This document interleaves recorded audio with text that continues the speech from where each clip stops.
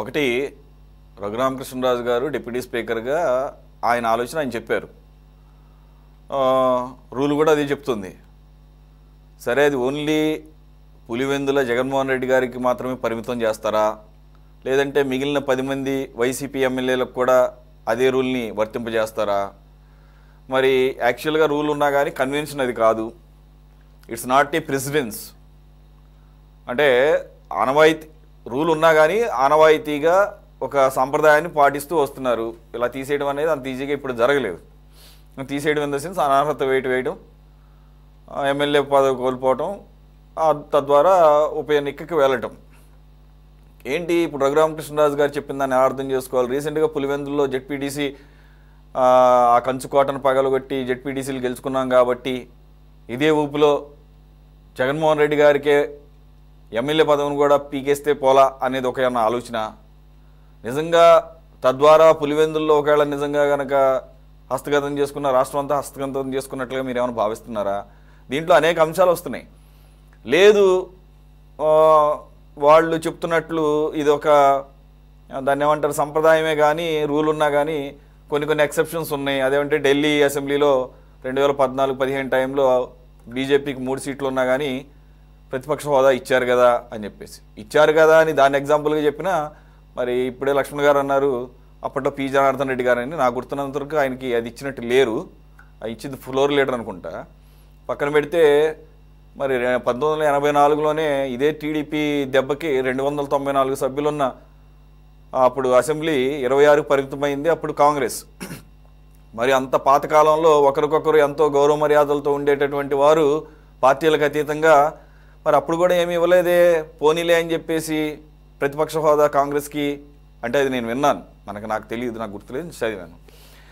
So ఇదంతా పక్కన పెడితే అసలు ప్రతిపక్ష హోదా ఒకవేళ నిజంగానే ఒక లెవెల్ ప్లేయింగ్ ఫీల్డ్ ఇవ్వాలని మీరు ఏమైనా భావిస్తే జగన్మోహన్ రెడ్డి గారికి రావాలని కోరుకుంటున్నారు కాబట్టి మీరు మరి పైకి చెప్తున్నారు. మనస్ఫూర్తిగా మీరు కనుక కోరుకుంటే రఘురామకృష్ణరాజు గారు అనేక సందర్భాల్లో అన్నారు, స్పీకర్ అయ్యన్న పాత్రుడు గారు అనేక సందర్భాల్లో ఉన్నారు, వారు రావాలని కోరుకుంటున్నాం అన్నారు, జగన్మోహన్ రెడ్డి గారిని ఎదురుగా చూడాలని కోరుకుంటున్నాం అన్నారు, ఆయన లేచి నిలబడి అధ్యక్ష అని పిలవాలని కోరుకుంటున్నట్లు కూడా ఇండైరెక్ట్గా చెప్పారు. అంటే అసెంబ్లీకి వస్తే మరి ఖచ్చితంగా పిలవాలి కాబట్టి అలా పిలవాల్సి వస్తుందని చెప్పేసి ఆయన రావట్లేదని చెప్పేసి ఇప్పుడు లక్ష్మణ్ గారు లాంటి వాళ్ళు ఏమో చెప్తున్నారు.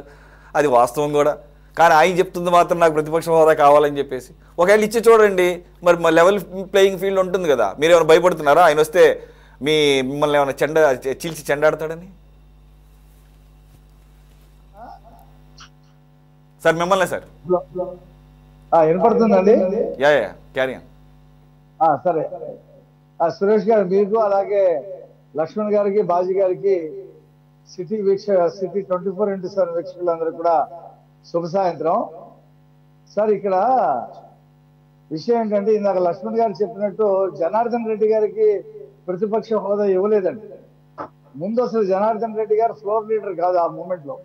అప్పుడు విజయభాస్కర్ రెడ్డి గారు ఫ్లోర్ లీడర్. ఆయన తర్వాత పార్లమెంట్ ఉప ఎన్నికలు జరిగిన తర్వాత ఆయన కేంద్రానికి వెళ్ళాడు కర్నూలు నుంచి గెలిచి. అప్పుడు జనార్దన్ రెడ్డి గారు ఆ కొద్ది కాలంలోనే ఆయన కాంగ్రెస్ ఫ్లోర్ లీడర్ అయ్యాడు.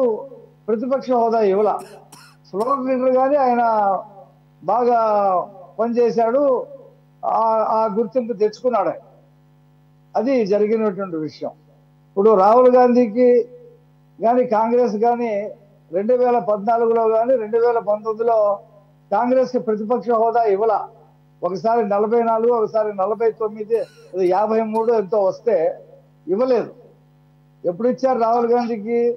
మొన్న ఇచ్చారు. 2024లో 99 సీట్లు వస్తే దాని ప్రకారంగా ఆయన అర్హత తెచ్చుకున్నాడు కాబట్టి ఇచ్చారు.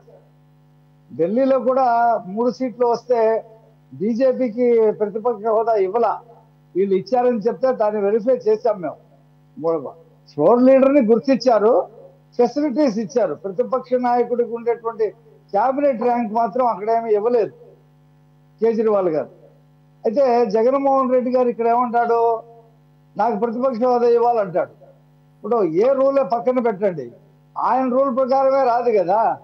చంద్రబాబు నాయుడు గారికి 4-5 లాగేస్తే నీకు 18 సీట్లు ఉండవు, నువ్వు ప్రతిపక్ష నాయకుడు కాలేవు అని చెప్పి నిండు అసెంబ్లీలో చెప్పాడు కదా. జగన్మోహన్ రెడ్డికి తెలిసిన రూల్ ప్రకారంగా కూడా జగన్మోహన్ రెడ్డికి ఇప్పుడు రాదు ప్రతిపక్ష హోదా. దాని మీద ఆయన హైకోర్టుకి వెళ్ళాడు. హైకోర్టు ఏం చెప్పుద్దో చూద్దాం. మరి ఇప్పటికే దాదాపు 15 నెలలు కావస్తుంది హైకోర్టు కూడా వెళ్ళి వెంటనే వెళ్ళిపోయాడు ఆయన. అయితే ఒకవేళ మొన్న ఎన్నికల్లో 11 కాకుండా 18 వచ్చి ఉన్నా సరే ఆయన రాడండి. ప్రతిపక్ష హోదా ఇచ్చున్నా ఆయన అసెంబ్లీకి రాడు. ఇప్పుడు కుంటి శాఖ చెప్తున్నాడు నాకు హోదా లేదు కాబట్టి నేను రానని.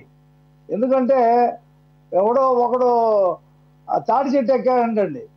పైకి ఎందుకురా ఎక్కామంటే మా దూడకి గడ్డి కావాలి, కొంచెం గడ్డి ఉంది ఇక్కడ తీసుకురావడానికి ఎక్కారని చెప్పాడట. ఆడు ఎక్కితే యాక్చువల్గా కళ్ళు తాగడానికి, కళ్ళు గుండి కిందకి తీసుకురావడానికి ఎక్కాడు. ఇదంతా కూడా అందరికీ తెలిసిన విషయమే. అయితే జగన్మోహన్ రెడ్డి ఎందుకు అసెంబ్లీకి రాడంటే ఆయన చేసినటువంటి స్కాములు ఆయన ఇక్కడ అసెంబ్లీలో జవాబు చెప్పాల్సి ఉంటుంది. ప్రతిదానికి ఆధారాలతో చూపిస్తారు. ఆయన మాట్లాడినటువంటి మాటలన్నీ కూడా చూపిస్తారు. ఆయన చేసినటువంటి హేళనలన్నీ కూడా చూపిస్తారు. కాబట్టి ఆయనకి తెలుసు, తత్వం బోధపడింది ఆయనకి. కాబట్టి ఆయన అసెంబ్లీకి వెళ్ళకూడదని చెప్పి ఈ కుంటి సాకు చెప్తున్నాడు. ఒకవేళ ఆయన వెళ్లకుండా మిగతా 10 మందిని పంపిస్తే వాళ్ళనే జవాబు చెప్పాల్సిన పరిస్థితి వస్తుంది. ఈయన ఒక స్కామ్ కాదు కదా, అనేక స్కాములు చేస్తున్నాడు ఈయన.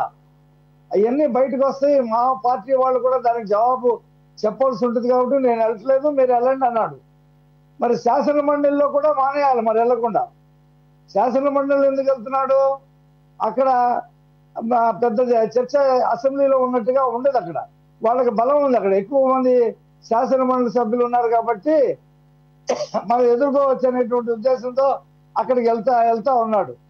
కాబట్టి జగన్మోహన్ రెడ్డి చెప్పేటువంటి మాటల్లో నిజం లేదు. వాస్తవానికి రఘురామకృష్ణరాజు గారు డిప్యూటీ స్పీకర్ హోదాలో చెప్పినటువంటి రూల్ ఏదైతే ఉన్నదో అది 60 రోజులు అసెంబ్లీ సమావేశాలు జరిగినప్పుడు 60 రోజులు వరుసగా రాకపోతే, ఆయన ఇప్పుడు అసెంబ్లీ సమావేశాలు 37 రోజులే జరిగాయి. ఇప్పుడు రేపు 10-12 రోజులు జరుగుతాయి ఈ వర్షాకాల సమావేశాలు. మళ్ళీ శీతాకాల సమావేశాలు 27 రోజులు ఇంకా అసెంబ్లీ జరగాల. 27 రోజులు అసెంబ్లీ జరిగిన తర్వాత ఈ 27వ రోజు వరకు అతను వాళ్ళు రాకపోతే అప్పుడు చర్యలు తీసుకోవడానికి స్పీకర్కి అధికారాలు వస్తాయి. ఏమో జగన్మోహన్ రెడ్డి చెప్పేది ఒకటి చేసేది ఒకటి కదా.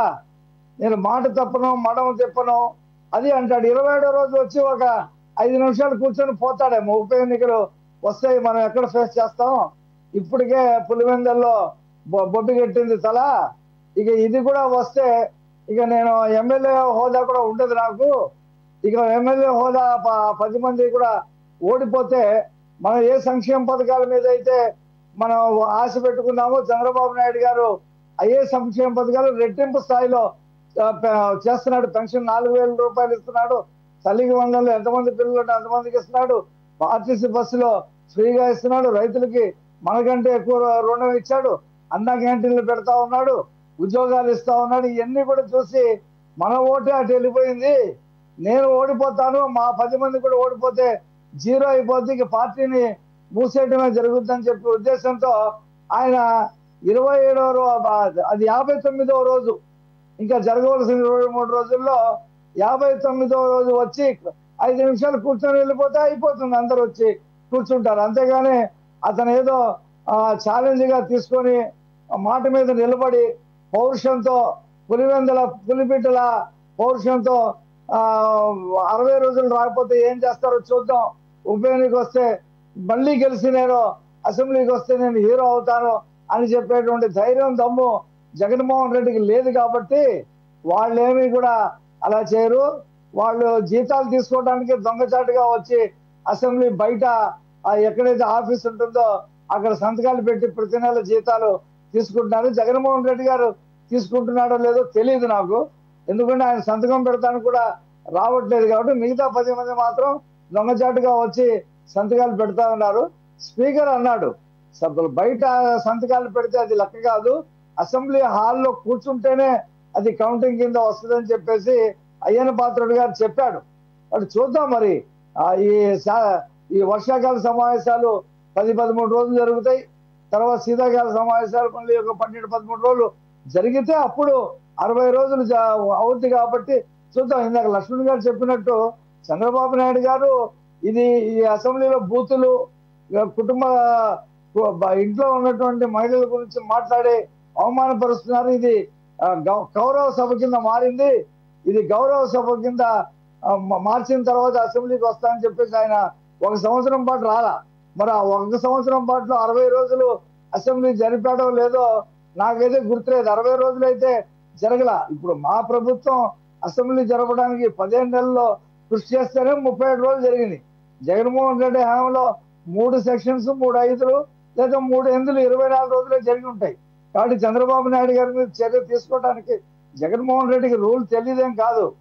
తమ్మినేని సీతారాంకి అన్ని తెలుసు, ఆఫీసర్లకు అన్ని తెలుసు. కానీ ఎందుకు తీసుకోలేదంటే 60 రోజులు జరిగి ఉండదు. కాబట్టి జగన్మోహన్ రెడ్డి వచ్చిన అవకాశాన్ని ఎందుకు ఉపయోగించుకోడు.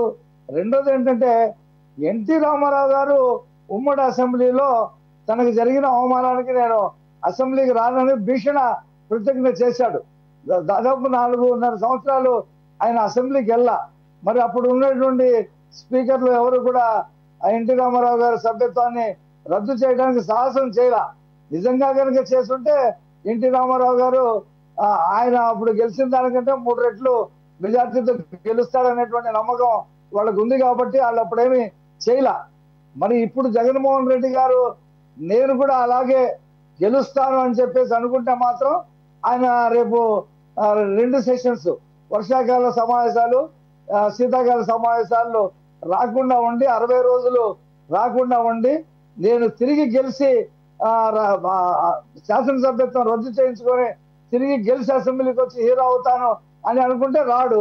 నేను గెలవలేను, నాకు అంత ఇది లేదు, ఇప్పుడు నా ఓటింగ్ అంతా కూడా ఏ సంక్షేమ పథకాల మీద అయితే నేను ఆశ పెట్టుకున్నానో వాళ్ళందరూ కూడా అటు వెళ్ళిపోయారు. మనకి మిగిలింది మొన్న చూసాం కదా, డిపాజిట్ కూడా రాలేదు. ఇక్కడ మన పులివెందల్లో డిపాజిట్ కూడా రాలేదు. ఒంటిమిట్టలో కూడా పరిస్థితి అలాగే మారింది. కాబట్టి మనం పోటీ చేస్తే పోతాం అనుకుంటే మాత్రం 59వ రోజు మాత్రం వస్తాడు. జగన్మోహన్ రెడ్డి ఏమీ పట్టించుకునేటువంటి మనిషి కాదు. ఎందుకంటే ఒకటే విధారణ, చంద్రబాబు నాయుడు గారు, లోకేష్ గారు, పవన్ కళ్యాణ్ గారు ఈ రాష్ట్రంలో ఉండటం లేదు, వాళ్ళు హైదరాబాద్ లో ఉంటున్నారు. అక్కడి నుంచి ఎప్పుడో వారానికి ఒకసారి వచ్చి ఇక్కడ రాజకీయాలు చేస్తారు. దమ్ము ధైర్యం ఉంటే నాలా ఇల్లు కట్టుకొని ఇక్కడ రాజకీయాలు చేయాలని చెప్పి మాట్లాడేవాడు ఆ సిద్ధం సభల్లో. మరి ఈయన గారు చేస్తున్న పని ఏంటి? ఈయన వెళ్ళి కర్ణాటక రాష్ట్రంలో అక్కడ యలంక ప్యాలెస్ లో పడుకొని అప్పుడప్పుడు వచ్చి ప్రెస్ మీట్లు పెట్టి పోతా ఉన్నాడు. మాట మీద నిలబడేవాడైతే యలంక ప్యాలెస్కి వెళ్లకుండా ఇక్కడ తాడేపల్లిలో నుండి రాజకీయాలు చేయాలి. ఆయన ఏమి మాట పట్టించుకునే మనిషి కాదు. సంపూర్ణ మద్యపాన నిషేధం చేసిన తర్వాతే ఓట్లు అడుగుతానని చెప్పి మరి సిగ్గు శరం లేకుండా మరి నాకే ఓట్లేండి అని చెప్పి తిరిగినటువంటి మనిషి 59వ రోజు అసెంబ్లీకి రాకుండా ఉంటాడని చెప్పి నేనైతే అనుకోవట్లేదు సురేష్ గారు.